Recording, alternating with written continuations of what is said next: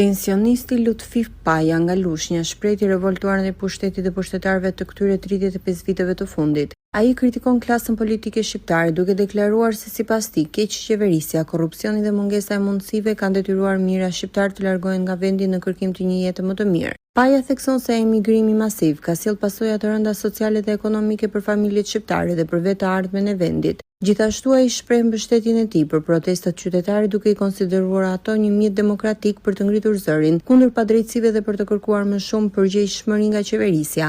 Sipas tij, qytetarët duhet të angazhohen dhe të shprehin pakënaqësitë e tyre në mënyrë paqësore dhe demokratike, me shpresën se zëri i tyre do të dëgjohet dhe do të sjellë ndryshime pozitive për vendin.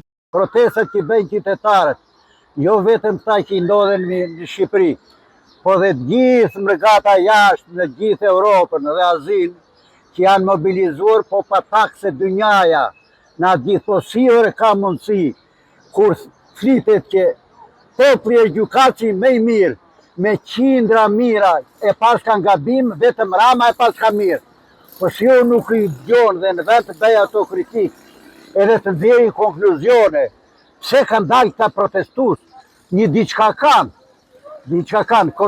po shëndetësi jo, ekonomi jo, industri jo, arsim jo, gjë jo, drejtësi jo, qetësi jo, siguri jo, asnjë gjë.